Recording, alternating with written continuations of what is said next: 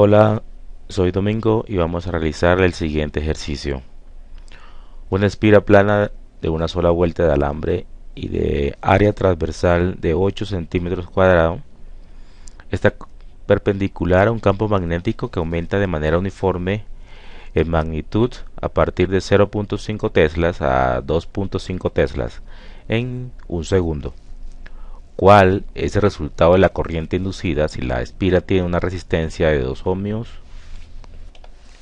De acuerdo a lo que nos dice el ejercicio, tenemos una espira y que es plana y el área, que en este caso es gris, tiene un valor de 8 centímetros cuadrados. Esta área eh, es de 8 centímetros cuadrados y la podemos direccionar a la superficie. Entonces, como siempre, ubicamos un versor o vector unitario que nos oriente la superficie. Vamos a llamar ese vector o versor n, que es normal a la superficie. También nos dicen que el campo magnético es perpendicular a la superficie. Por lo tanto, el campo magnético tiene que ser paralelo al vector normal, al vector n. Además nos dice que el campo magnético está variando de 0.5 a 2.5 teslas en tan solo un segundo. Veamos cómo podemos hacer que ese campo varíe de esa manera. Si tuviéramos un imán de herradura, en la parte que se llama entrehierro, el campo magnético va a ser uniforme. Pero este imán de herradura también puede ser un electroimán, así que le vamos a enrollar una bobina para producir el campo magnético.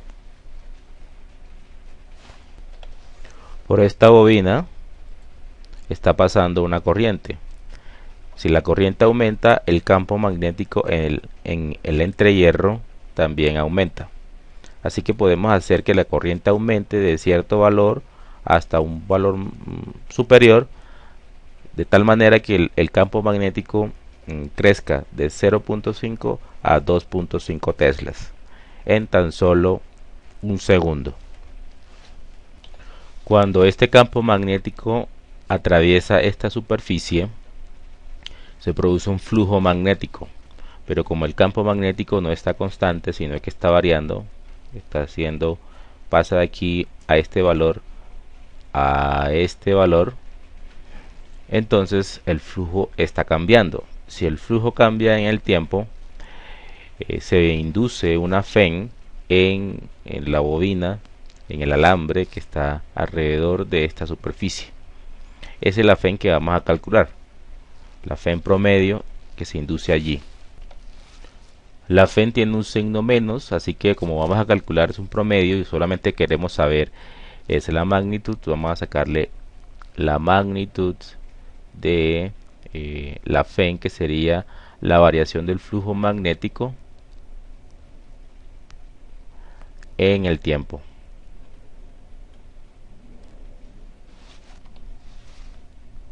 Escribimos nuestro flujo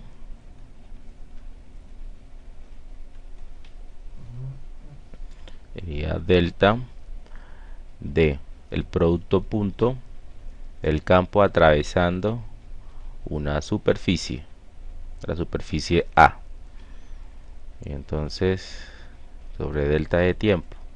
Nosotros hemos dicho que nuestra superficie la vamos a direccionar con el vector n, así que escribimos el campo B n por el valor de A. Es lo mismo que lo que teníamos anteriormente. El ángulo que forman estos dos vectores es de 0 grados y el coseno, el producto punto es la magnitud del primero, la magnitud del segundo por el coseno del ángulo que forman ellos. Como el coseno es 0, de 0 es 1, entonces la FEN nos queda así. La FEN inducida entonces sería delta de B por A por el coseno de 0 grados sobre delta de t.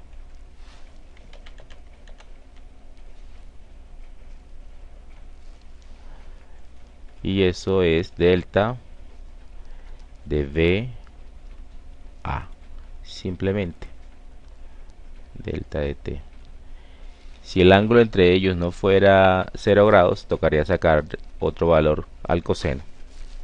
Calculemos cuánto es la delta del campo magnético, es decir, delta de V, porque lo que está variando es el campo magnético.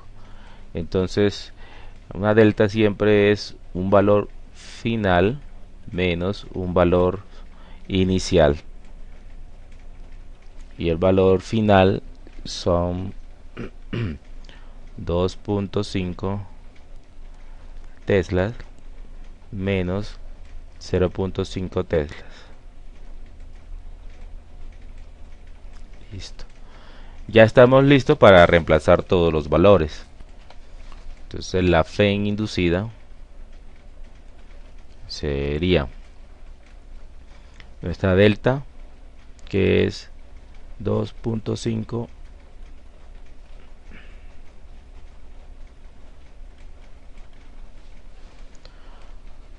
por el área, y entonces dice que son 8 centímetros cuadrados, que es lo mismo que 8.0 por 10 a la menos 4 metros al cuadrado, y todo eso lo dividimos en la delta de tiempo, que es 1 segundo. Listo, tenemos que hacer esta operación.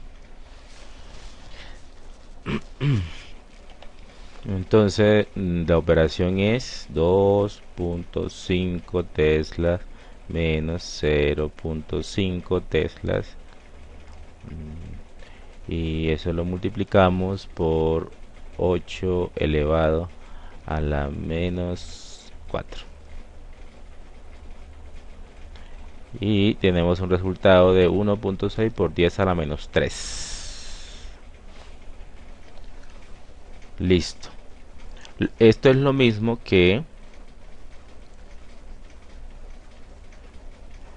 1.6 milivoltios, porque mili es 10 a la menos 3. Para saber la corriente que pasa por la espira tenemos que utilizar la ley de Ohm.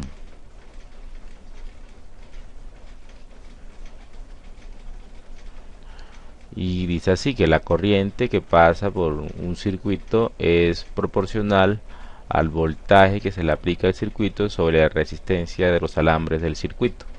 Nosotros sabemos cuánto es el voltaje que se indujo, y entonces la corriente sería 1.6 por 10 a la menos 3 voltios sobre la resistencia que nos dice el ejercicio, que son 2 ohmios. Hacemos las operaciones. El resultado 1.6 que nos dio lo dividimos entre 2 y listo, y tenemos 8 elevado a la 4, 8 por 10 a la menos 4.